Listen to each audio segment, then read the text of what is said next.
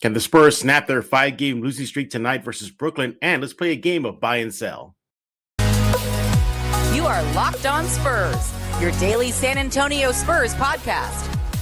Part of the Locked On Podcast Network, your team every day.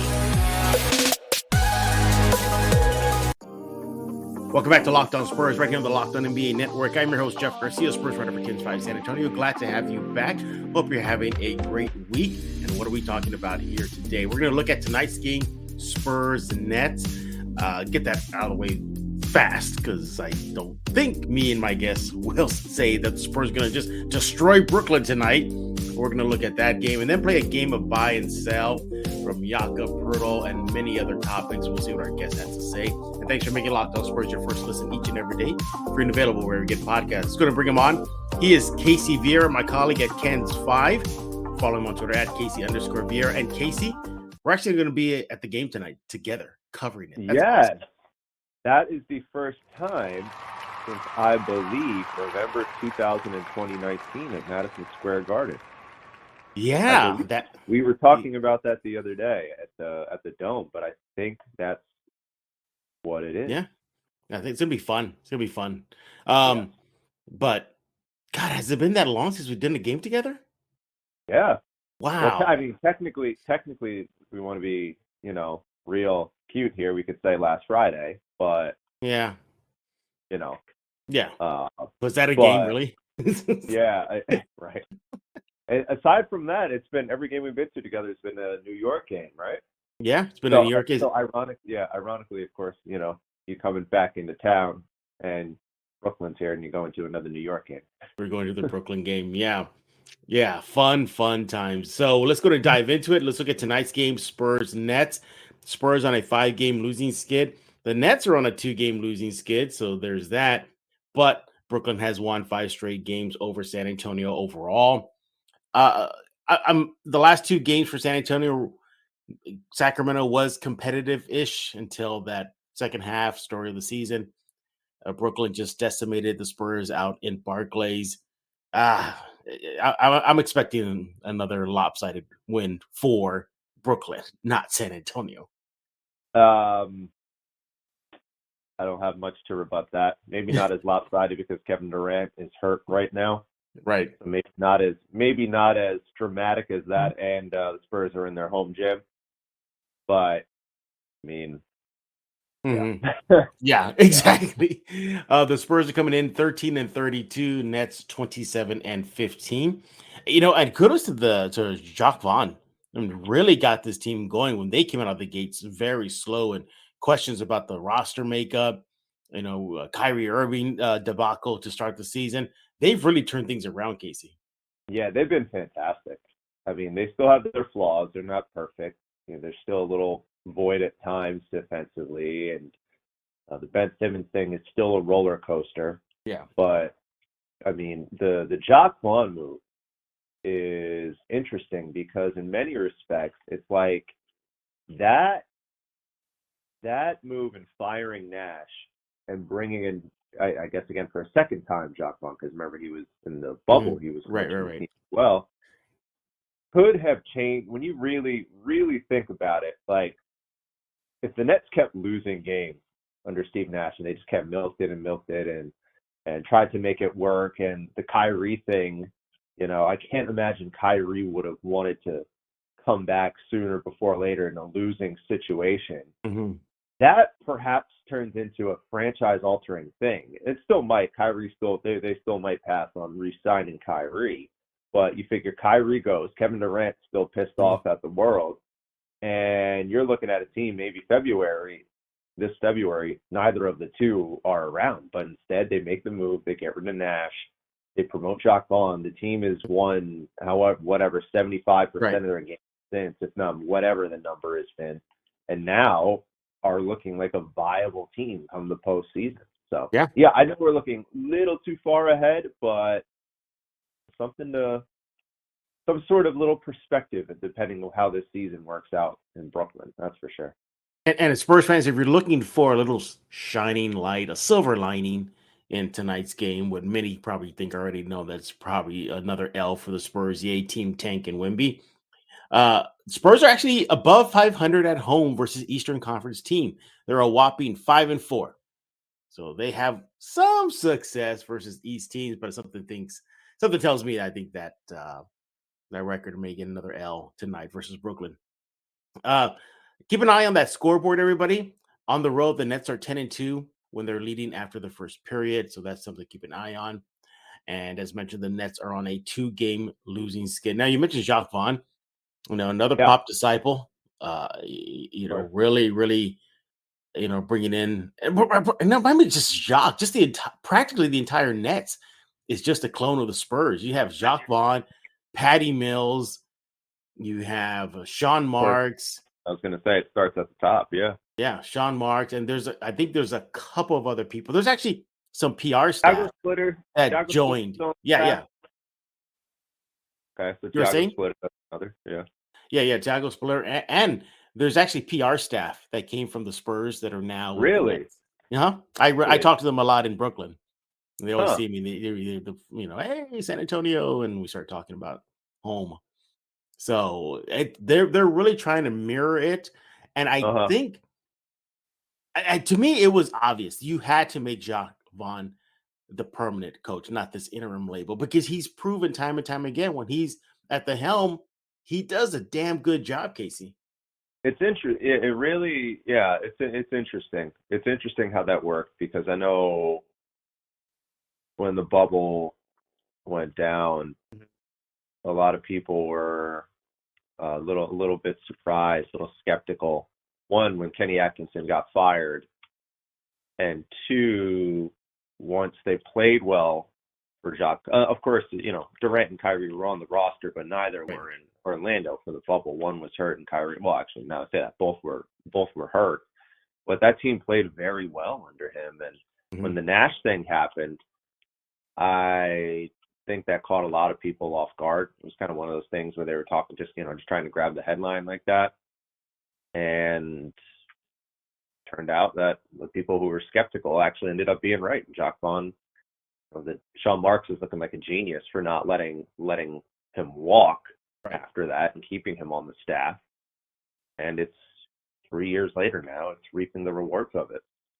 Yeah, I mean, it always made more sense to me since the bubble to give Vaughn the job. And when they brought in Steve Nash, I guess the reports were that Kyrie and Kevin Durant put their signature to it, like, yes, bring him aboard. Remember that whole "we don't need a coach" thing from How'd Kyrie? That work out for you? Yeah, how'd that work out for you? Yeah, but hey, look at now, a coach is actually helping guide this Nets team to one of the better records in their Eastern Conference. So again, Spurs-Nets tonight at the AT&T. Casey and I will be there. I'm excited for that because we're likely just gonna eat like we did at the Alamodome game, crashing private parties. Yeah, that was. You want to, since you brought it up, you want to, I guess, give them a context as to what happened. So Casey and I are at the Dome, and the Spurs are very kind enough to give Ken's Five their own suite. Now, don't jump the gun. It's not like that. It was just a suite. Your broadcasting booth. Thank you so much. And then, a seat on the court for me. Yoo-hoo! Which was a debacle. And I'll tell you about that in a bit. But the floor of the Alamodome where the broadcasting booth was located, it looked like it was just in an area where they were having a private party. And if you've never seen the inside of a Spurs PR media dining room, the room that Casey and I found looked almost identical to it. I mean, it practically was identical to the setup, to the use of the little black cardboard papers that they write down the menu on. What plate is this and what is in this? And it looked identical. And the staff were inviting. They were very inviting. Casey and I went to a booth looking for something to drink. Not that kind of drink, although we were offered that kind of drink. Yeah. And Casey just wanted a water. Sparing no expense for this Alamodome game for the media. Yeah, they were. We're like, whoa, this is awesome. So then Casey and I discovered the food room, but we thought that was the PR media food room.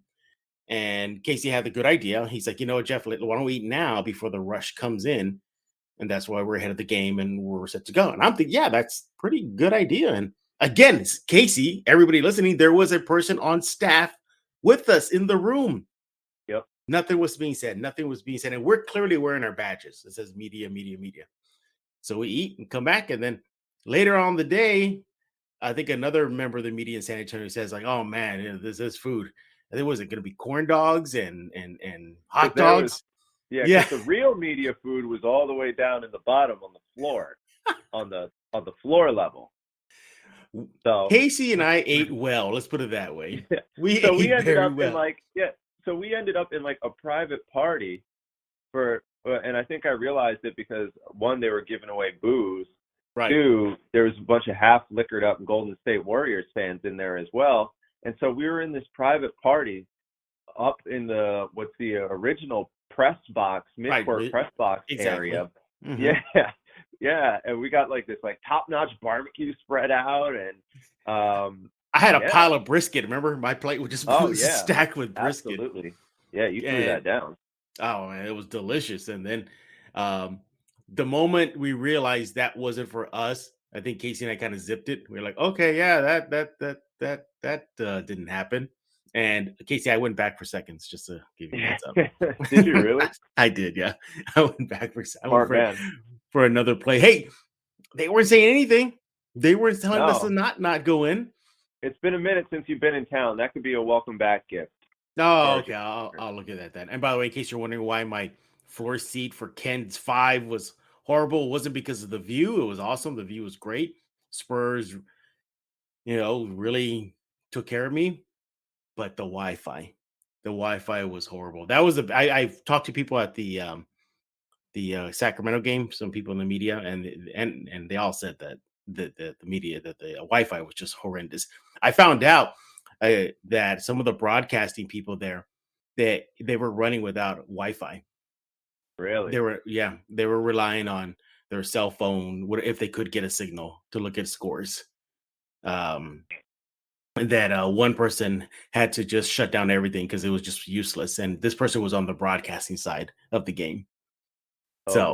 Yeah, it was pretty bad. But anyway, enough about that. When we get back, we're going to play a game of buy and sell with Casey Viera on a couple of topics. And yes, one of them is going to be Jakob Poeltl and his future in San Antonio. Once again, thanks for making Locked On Spurs your first listen each and every day. Hey, I want to talk to you about Rocket Money. If your New Year's goal is to manage your budget better and save money, you need to get yourself Rocket Money. Say goodbye to last year's outdated, disorganized methods of managing your money and say hello to Rocket Money, the better way to hack your finances in 2023. Rocket Money, formerly known as Truebill, is a personal finance app that helps and cancels your unwanted subscriptions, monitors your spending, and helps you lower your bills all in one place. Over 80% of the subscriptions that you forgot about, like that streaming service you bought just to watch one show or that free trial that you never even used, Rocket Money will take care of that for you. Rocket Money will quickly and easily identify subscriptions that you have so you can stop paying for the ones that you don't want. Rocket Money makes canceling subscriptions easy with the click of a button. Simply find the subscription you don't want and press cancel. Rocket Money will cancel it for you. No more hold times, no more customer service, tedious emailing back and forth. Over 3 million people have used Rocket Money, saving an average person up to $720 a year. I've used it. It's helped me cancel a couple of ones that I forgot. I think it was, some transcription service that I used. I wasn't even using it, and I was getting charged like $5 a month. Yeah, they killed that for me quick. Stop throwing away your money. Cancel unwanted subscriptions and manage your expenses the easy way by going to rocketmoney.com/LockedOnNBA. That's rocketmoney.com/LockedOnNBA, rocketmoney.com/LockedOnNBA. We're back right here on Locked On Spurs with my colleague at Ken's 5. He is Casey Viera. Follow him on Twitter at Casey_Viera. Do you think we'll be able to crash any more parties in our future, Casey? Well, no. I mean, I hadn't crashed a singular Spurs party at any of Spurs-related event ever until you got to town. So as long as you're here, who knows what's going to happen? You led the charge, buddy. I did. But you're right though. then yeah, I think we talked about it too when we crashed it. It looked very identical to the Spurs AT&T media setup dining services. Yeah, Like it was a yeah. carbon copy. So Hmm. Very much yeah, so. And the food was yeah, good. So yeah. It really was. It was really good. But let's play a game of buy and sell right here on Locked On Spurs with Casey Viera. The big one is Jakob Poeltl. And there was already I would call it a report, or more of a conversation from ESPN's Adrian Wojnarowski recently that he speculates and he thinks that Jakob Poeltl is going to be one of the bigger fishes in the trade market, and that other teams, according to him, do have significant interest in Jakob. And of the three veterans, the main ones, the usual suspects, Poeltl, Richardson, and McDermott, Poeltl seems to have the bigger price tag and could net the Spurs a nice haul. Buy or sell, Casey, Poeltl will get traded. buy, buy. Literally and figuratively. That wasn't even intended to be the goodbye. Right, yeah. The instinct song, but I meant buy as in like I firmly buy the idea that that's going to happen. I've I've kind of been on that for a while now. Mhm. That it's not only is it gonna happen, but I think it should happen. I think that given the way the season's gone and Pirtle's pending free agency coming up and kind of the way he's operated in these free agencies, always consistently, whether it was 2 years ago or soon to be this upcoming year, he's not afraid to acknowledge that he likes to bet on himself.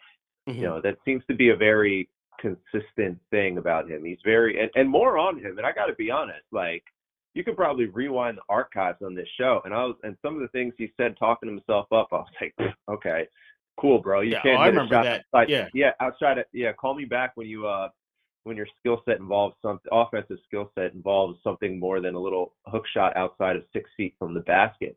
And I got to be honest, man, the dude shut me up because he's done a lot of good things to expand his game. Fantastic roller, those dribble handoffs. He's turned into a very good passer at that position. I mean, he shut me up. That was a very inaccurate take on my end. I have no shame in admitting that. But but the idea of Jakob though, it's been a continuous kind of sentiment from him that he likes to bet on himself. So if Mhm. he hits that open market, for a fact he's going to deal with all the suitors. He is a Mhm. good chance in my mind he's probably going to take the suitor money from somebody else. And so knowing those things, I think you do make a move. I know that the draft capital that you can get for him in this market is very good. Uh, Very, very good. Something that you would not have thought you would have gotten a few years ago when you threw that Mhm. idea out there. So I think it's the smart move for all parties involved because you want to put him in a good situation too. I mean, he's been a good soldier for you. He's been a Yes. good soldier. You're still a few years away from contending. You don't want him to, have his prime years go to waste if there's not a consistent attempt to win basketball games. So give him a chance to go play somewhere else. You're going to get a good draft or a good maybe draft capital. I don't want to say draft capital, but something good in return for him and make it happen. Yeah, I think he's going to get dealt. His stock is rising fast. And look at the game versus the Kings. And Hmm. he almost went for the game perfect from the field. Was running the pick and roll well, defending it. Some of the players after the game were calling him their anchor on the defensive end. How he's gotten better at communicating on the defensive end. And we forget, Casey, that he was a top 10 pick He when was. he was drafted, what, 10 overall or 9 or 9, 10? He was a top Yeah. 10 pick from He was Toronto. he was a top 10 pick, and slowly but surely, he's now coming into his own, where he even gets the attention of Joel Embiid a couple years ago, where Embiid called him one of the most underrated centers in the NBA.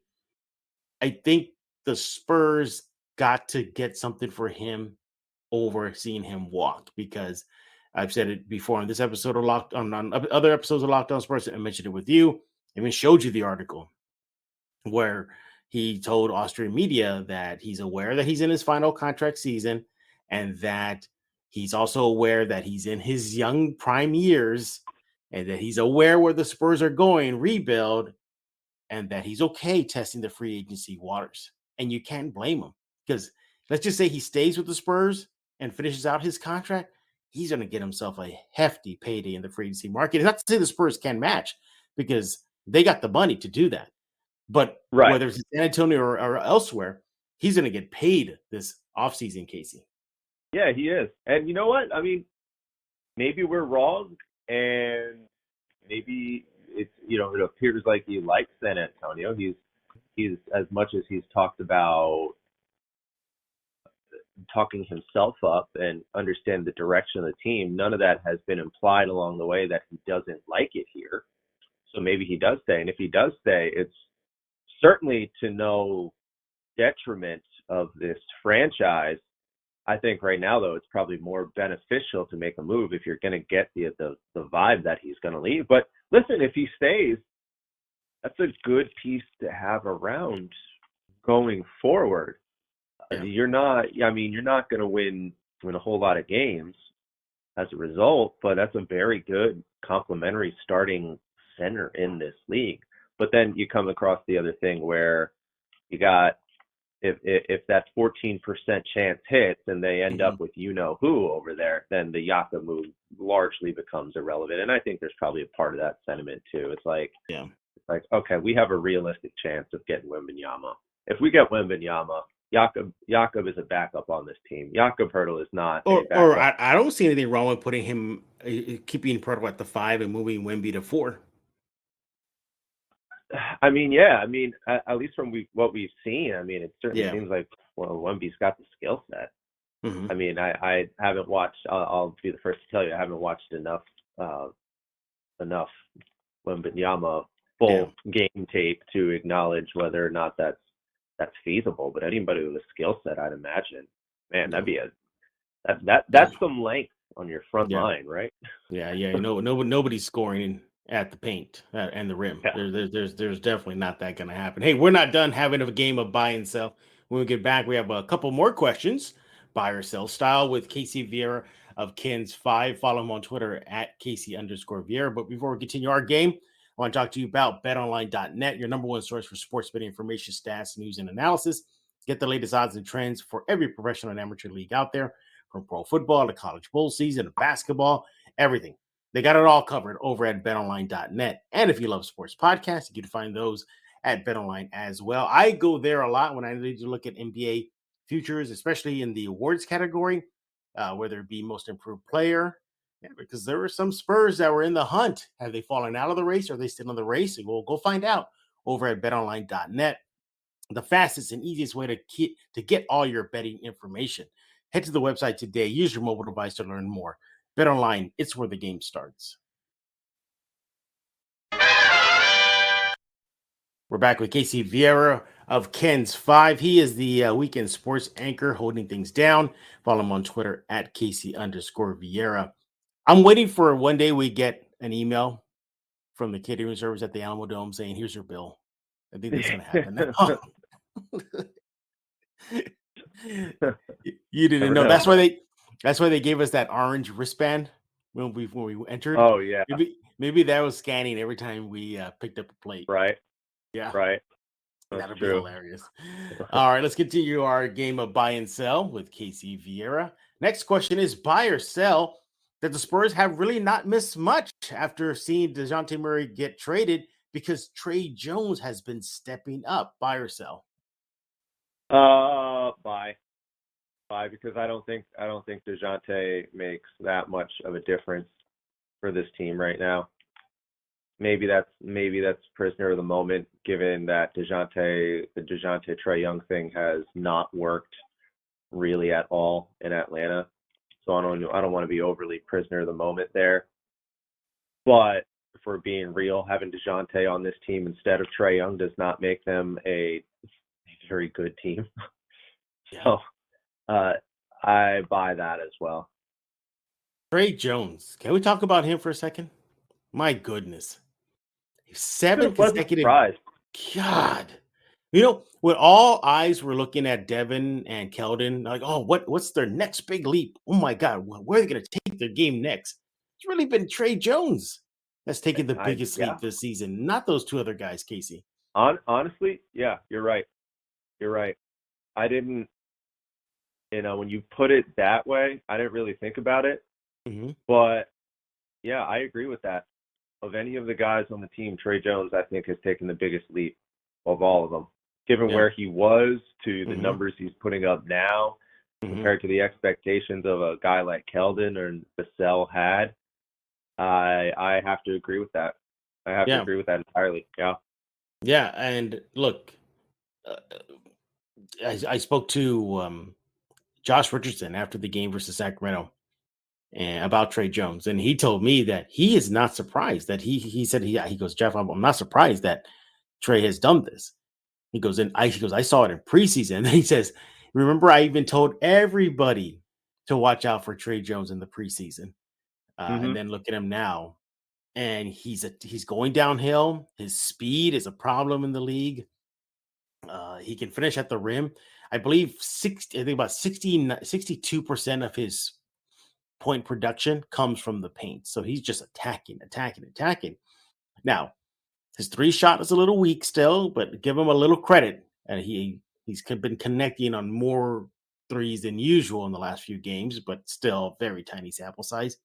But yeah, if you just look at numbers alone, they're comparable to what DeJounte Murray does, Casey. Yep. Yep. Yeah. I agree entirely. I was watching. Who was I watching? I was watching the Knicks a couple days ago, and they were.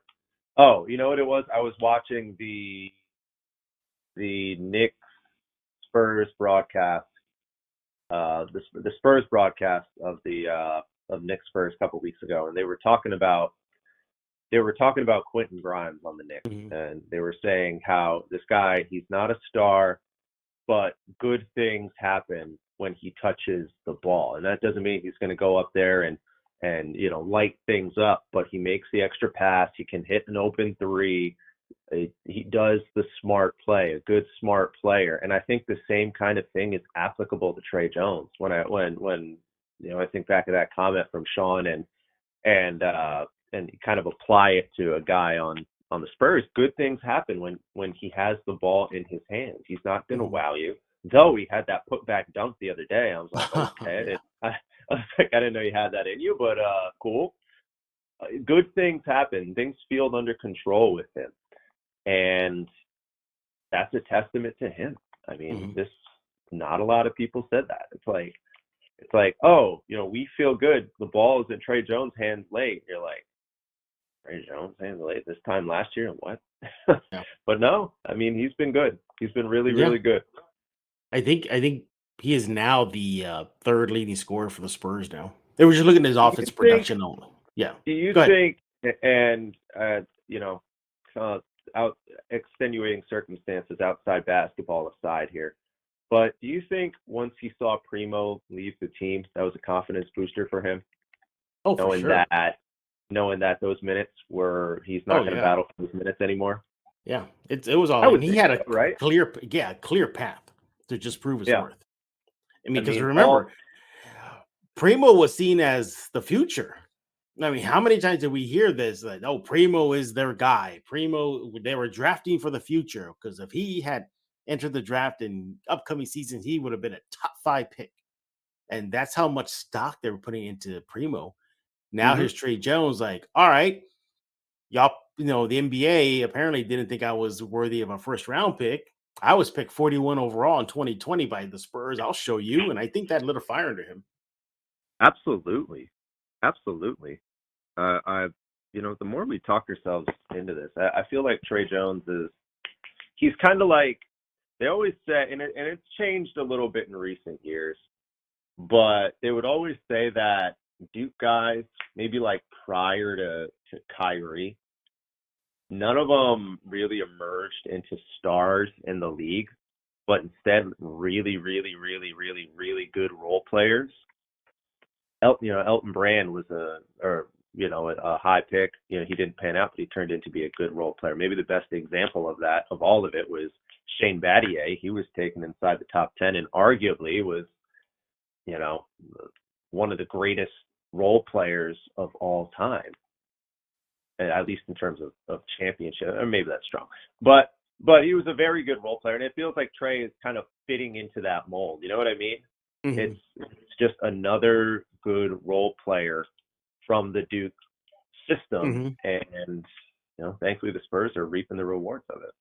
Absolutely, yeah. Kudos to Trey Jones in a phenomenal, fantastic year. I am surprised he's not. We're talking about Bet Online earlier. When the last I checked, he's not even in anywhere in the most improved player race. I Yeah, mean, I know you got to have like some maybe significant jump, and maybe his jump is not significant enough. But I think he'd be worthy of a look or a vote here and there. But let's go to continue our game of buy and sell. that ball And the Mike, last one, baby. yeah, yeah. And the last one is a kind of a fun one. Bring us back to the Dome. Buy or sell, the Dome game should have been the final game of the Spurs' current regular season in San Antonio. Because I know the last two are in Austin, but as far as the last San Antonio home game, that should have been it, not mid-season. Because, yeah, I sell that because I think a reason that you have that in the middle of the season, like they did, I think the reason you do that is because you try to keep, I think more so if they would have won that game, I don't know if it would have had a nuclear impact on things.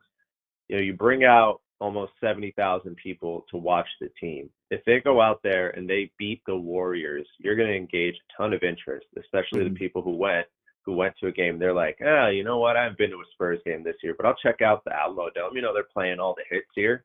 So you see that, but then they win that game, and then next thing you know, they're like, oh, we had a lot of fun doing that. That team was really fun to watch. I want to go back and check them out again, which they still probably had. A good portion of people probably had, despite the end result of last Friday night.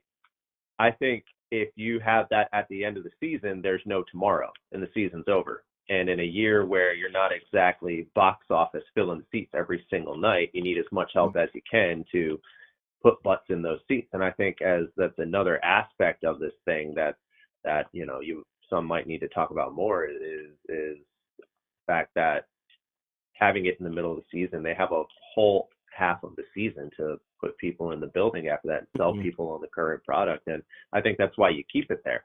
If anything, I would love to see it happen again. Right. I thought while it was a little unorthodox and there were aspects about it that, aesthetically you're like, why'd they do this? Why'd they do this? I know 80% of the seats in here, not good. I thought overall, I felt like there was just like this real unifying vibe there. You know what I mean? Like we woke up the next day and it seemed like everyone was there and everyone was feeling good. Everyone felt good there. Just good vibes all the way around. And I think it was a real good community thing as well. And I not only would love to see it again, but anytime people say, oh, this record was set, it inherently leads to future opportunities of other teams saying, oh, hey, we saw that one off without a hitch. They put damn near 70,000 people inside the building. We can do that, and Luka Doncic can do that. Let's put 80 plus inside Jerry's world. I think this is probably going to be. I think this is probably going to be a continuous thing now, and I would not be surprised if within the next few years, or any team that needs to celebrate some semblance of an anniversary or occasion, and they're in a market where they can pull that off and do that. I think the immediate answer right here that we're looking at starts in Dallas with Luka Doncic and that AT&T Stadium there. I think this is going to become a thing now. I do. I think I could have swore a couple of days ago I saw a report where Spoelstra said that he would like to see a Miami game go for 100,000 in attendance. I don't know if he was just kidding. But I mean, the only problem is you can't do that in Miami because that building's open air. So exactly. But I don't know. I talked about this in the post Alamodome game Locked On Spurs with our colleague Tom Petrini. And I asked him, like, do you think the Spurs can continue doing this? And his opinion was maybe not the full stadium. I said, okay, fine. I think you could probably do it and give a real 1990s experience of the Dome and just cut it in half. Yeah, just cut it in half. I think that would be a happy middle. Just cut it in half. I agree. With the curtain, and then it can be for an old guy like me who went to those old a true throwback game. Like this was the curtain. This is what it looked like. This is how thick it was and how heavy it was, because it wasn't off back in the day. It wasn't away from the crowd. Like it was right. It was right on the stands, and you could go up to it and touch it and hit it. They had high school bleacher style seating, like in front of that curtain. And basically what it was like those steel metal bleachers.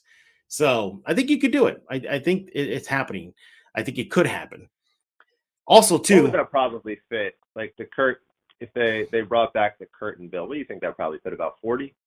Oh no! Back in the day, man, it was going like well over 50. Because wow, really? Yeah, because you know what the Spurs would do back in the day? They would sell behind their curtain seats. No joke.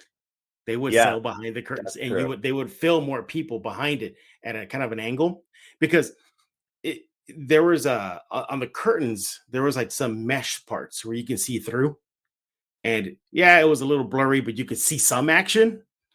And they did have SRO, standing room only tickets back in the day. Yeah. So I think they can do that, but I enjoyed winning, man. Jeez. Yeah, I know.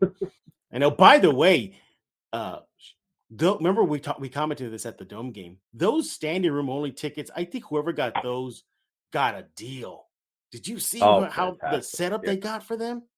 It was floor section. That's what it was, an entire floor section for themselves. Yeah. I mean, if you got there, it was like behind the basket, behind the risers. It was that one, I guess, kind of straight view that you had from there. And they had the tables set up. Yeah. There's the regular high top bar tables. Like if you got there early enough, I mean, that's those standing room tickets, they were going for $10 a pop. Yeah. Like that is $10 well spent. If you got one of those tables there early enough, got a couple beers, I mean, you are home free. Mm-hmm. That would have been a fantastic way to spend $10. And the SRO people got their own personal concession stand.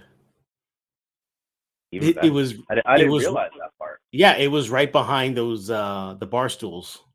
They were right behind it. It was a whole bar set up, like liquor, beer, and a food setup right next to it. And wow, I spoke to Spurs rep at the SAC game, and I told him, I go, hey, those SRO people made out like bandits. And he looked at me. He was like, he goes, that was probably the best seat in the house. That one was SRO. I agree. Yeah, given the price. Yeah, given the location, absolutely. I mean, you were living in 30. If you picked up those $10 SRO tickets, man, them standing room tickets, you were living in 3023, bro, because that was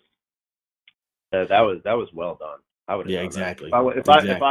If I wasn't working, I know what I would have done. Perhaps maybe just to wrap up this episode of Locked On Spurs, the final buy or sell question wasn't on the list, Casey, by the way. Is buy or sell? Casey and I will crash another private suite tonight and get the food. Somebody's sweet. No, because there's fewer people there, and Spurs PR does a better job of tracking us down if we do it. Yeah. And on that note, we're done talking. We want to hear from you. What do you think about tonight's game, Spurs-Nets? Think the Spurs can pull off the upset and get the W over Brooklyn and avoid getting swept in the regular season? And buy or sell? What do you think? Buy or sell about Jakob Poeltl's future in San Antonio? Buy or sell the Alamodome future? Buy or sell Trey Jones? And if the Spurs aren't really missing much, now that DeJounte Murray is gone and Jones is in, you can let Casey know on Twitter at Casey_Viera. What's going on the sports desk side of things over at Ken's 5 TV? Well, it really depends on what happens with the Cowboys. I mean, we'll have, by the time this episode airs, we'll have our answer. We're going to have either a lot of really pumped up Cowboys fans feeling good. They're like, the boys, we knocked off Brady last night. I got tickets to see Brooklyn tonight. Things are good. Or it's going to be, oh my God, we choked again to Brady. now I got to go. I have these tickets to go see Brooklyn tonight, smack my team, Yeah. So really a lot of it depends on what happens with the Cowboys. Absolutely. In terms of what's going on. And business as usual. Business as usual, exactly. And again, I will see Casey later on today. It'll be fun. I'm gonna try to get him to buy me a beer or go out with me afterwards, even if it's just for a nightcap. So you've been warned, Casey. Oh, here we go. He's really bailing on me. All right. Well, here we go. Anyway, thanks for making Locked On Spurs your first listen each and every day. Hey, for your second listen, check out Game to Game NBA. Every moment from every top performance, every result. Locked On Game to Game covers every game from across the NBA with local analysis that only Locked On can deliver. Follow Game to Game on Locked On NBA. Available on the Odyssey app, YouTube, and wherever you get podcasts. And subscribe to Locked On Spurs wherever you get podcasts, iTunes, Stitcher, the Kins 5 Plus app, and many other spots. So for Casey Viera, I am Jeff Garcia. We're putting a lock on this episode of Locked On Spurs.